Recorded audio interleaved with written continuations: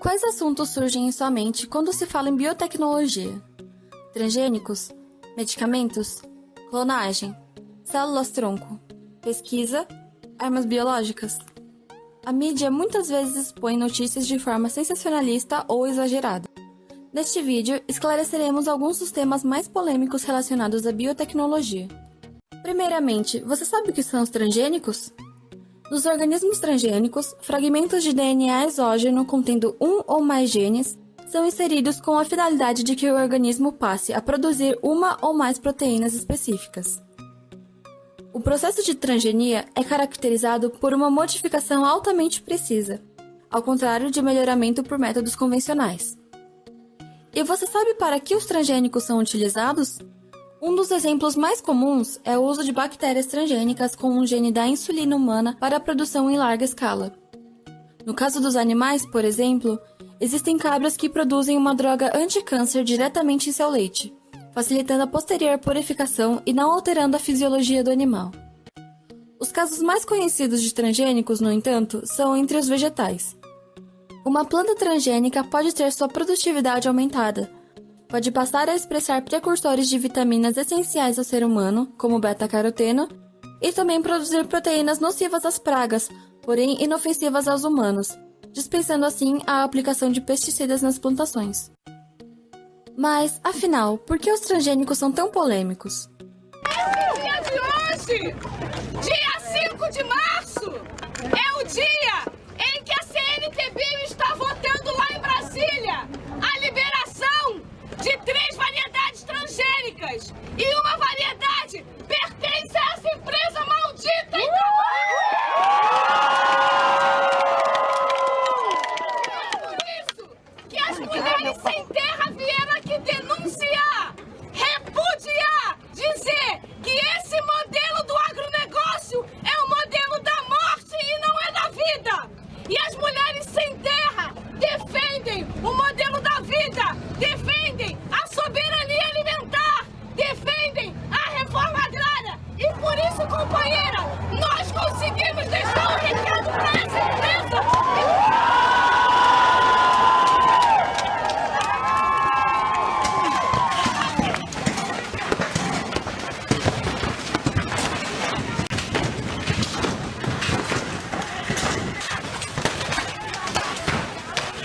Você acha que os transgênicos são tão nocivos a ponto de destruírem pesquisas nas quais foram investidas muito tempo e muitos recursos? A revolta popular contra este assunto surge devido à diversidade de informações difundidas sobre transgênicos.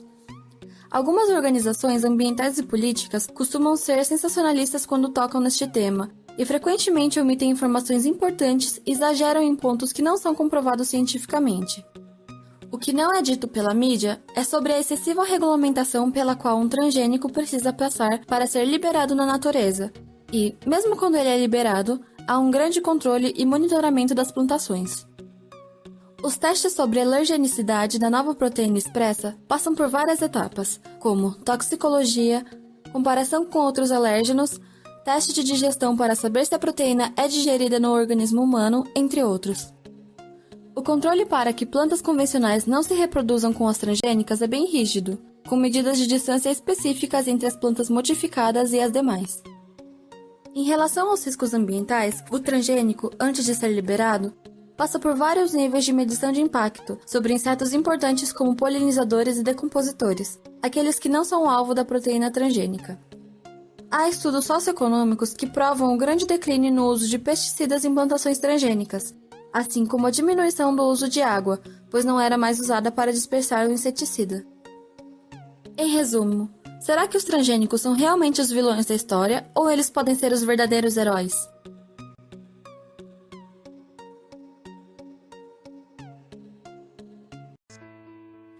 No dia 18 de outubro de 2013, ativistas invadiram o Instituto Royal por volta da 1h da madrugada para resgatar os cães da raça Beagle, que eram usados como cobaias para experimentos. Cerca de 200 animais foram resgatados e encaminhados a médicos veterinários para posterior adoção. Essa notícia foi uma das mais comentadas e dividiu as opiniões pelo país. Mas afinal de contas, como acontecem as experimentações com animais? A Anvisa não exige expressamente o uso de animais em testes, mas exige a apresentação de dados que comprovem a segurança dos produtos registrados. Métodos alternativos, como estudos em enxertos ou in vitro, são bem-vindos, desde que possam comprovar de forma eficiente a segurança do produto. Então, o uso de animais em pesquisas é dispensável? Depende. A maioria dos testes realizados na produção de cosméticos pode ser realizada sem experimentação animal, utilizando-se de ensaios in vitro, com tecidos crescidos em cultura ou com algoritmos de simulação de programas computacionais. Isso porque os cosméticos em questão não possuem nenhum componente de atestado que possua efeito tóxico, ou porque o cosmético afeta um órgão separadamente, e não o organismo inteiro. Já alguns cosméticos que possuem substâncias possivelmente tóxicas ou alergênicas, além de medicamentos, devem passar pela etapa de testes em animais, pois é necessário um modelo vivo para que se possa observar os efeitos no sistema imunológico do animal, e assim passar para a fase de testes em humanos. Infelizmente, ainda não há tecnologias que simulem de forma eficiente o sistema imune de animais. Mas nem sempre os modelos animais agem da mesma forma que em humanos. Fato. Porém, há modelos animais que funcionaram com sucesso em humanos, como é o caso de vacinas contra a varíola, o tétano, a hepatite e também a insulina, os anestésicos e a quimioterapia. Portanto, se faz extremamente necessário que substâncias sejam aplicadas em animais primeiro, para que se observe algum possível efeito adverso que pode se manifestar em humanos, nos quais não é possível aplicar qualquer tipo de teste sem um modelo animal prévio. Além disso, devemos considerar que os testes em animais possibilitam a legalização e comercialização de medicamentos que podem ser aplicados aos próprios animais, como antibióticos e a vacina contra a raiva. A experimentação em animais para ensino e uso científico é regida pela Lei Federal nº 11.794, de 8 de outubro de 2008, e estabelece conselhos e comissões para fiscalização das práticas e condições dos testes em animais e criação destes.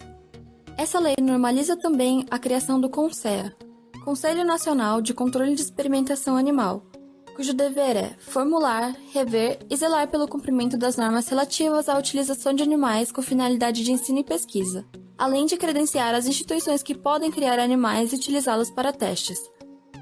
Participam, entre outros, o Ministério da Ciência e da Tecnologia, o Ministério da Saúde e o Ministério do Meio Ambiente. O CONSEA pode ainda restringir ou proibir o uso de animais em determinado estudo, levando em conta a relação entre o nível de sofrimento para o animal e os resultados práticos que se esperam obter. Cabe também à CONSEA a aplicação das penalidades em caso de transgressão da lei. As penalidades para as instituições que transgredirem qualquer norma regida pela lei variam de R$ 5.000 a R$ 20.000 de multa, interdição temporária ou definitiva ou suspensão de financiamentos. Dentro do CONSEA, há ainda as Comissões de Ética no Uso de Animais, ou CEUAS, que são compostas, entre outros, por médicos veterinários, biólogos, docentes e pesquisadores da área e pelo menos um representante de sociedades protetoras de animais estabelecidas legalmente no país. Infelizmente, a ciência e a tecnologia ainda não avançaram o suficiente para que possamos dispensar totalmente o uso de animais em laboratório. Porém, novas técnicas alternativas vêm sendo utilizadas e aprimoradas para diminuir o seu sofrimento. O que são armas biológicas? Armas biológicas são artefatos desenvolvidos para espalhar micro-organismos, geralmente vírus ou bactérias, que infectem um grande número de pessoas.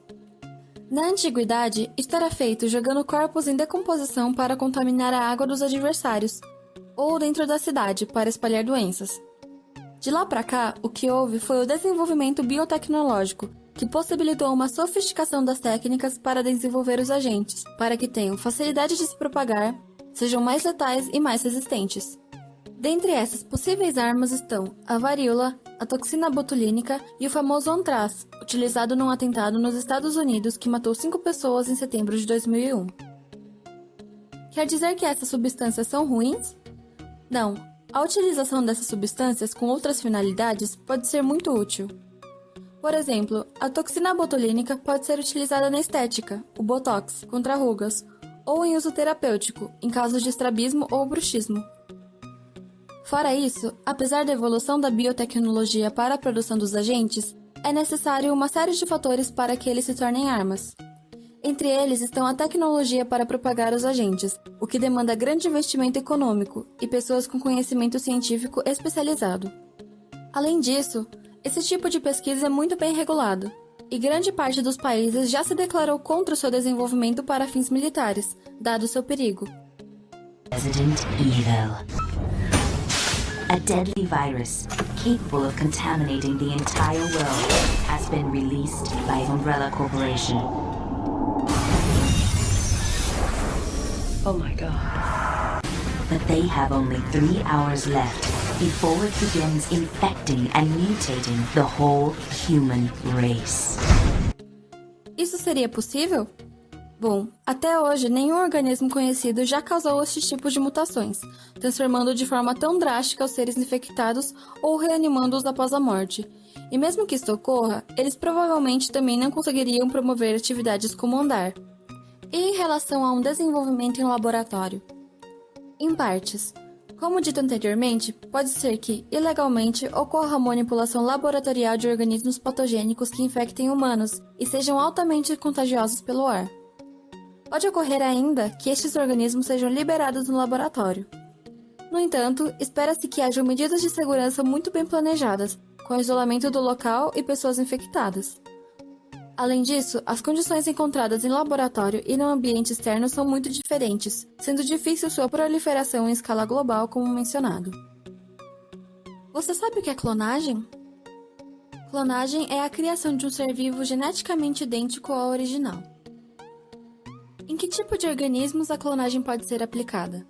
Animais, vegetais, bactérias e fungos.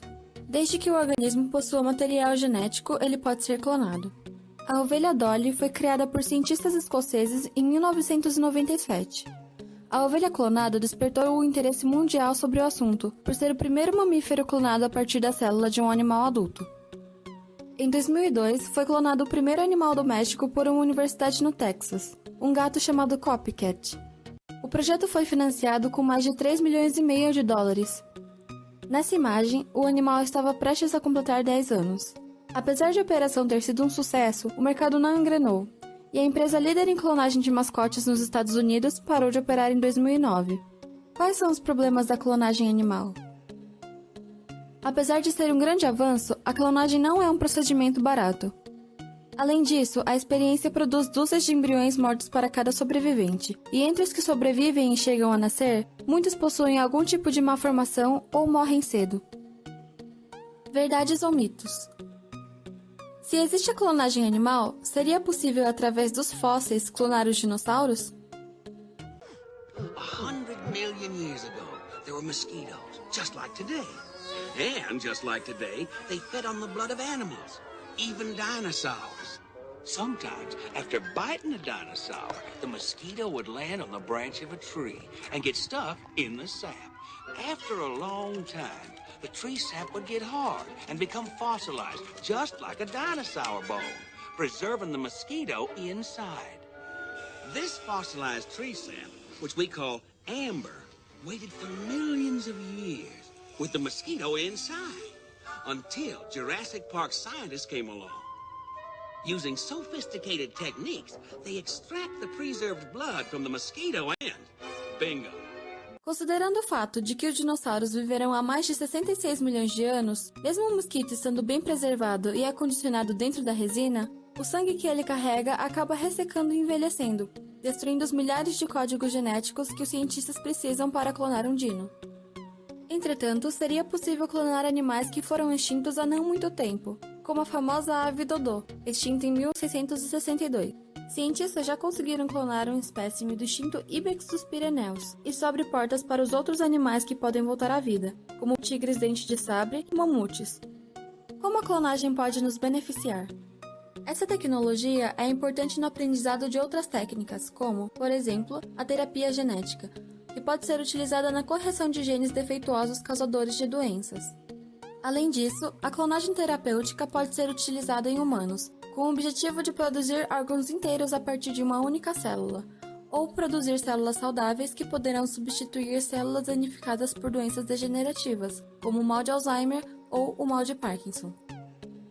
É possível clonar humanos? Previously on Orphan Black. Hey, who are you? I'm Sarah. I'm your clone. Okay, clones like genetic identicals, made in the lab. We're clones. We're like lab rats in an illegal experiment. You're not the best. There's 9 of you. No, there's only one of me.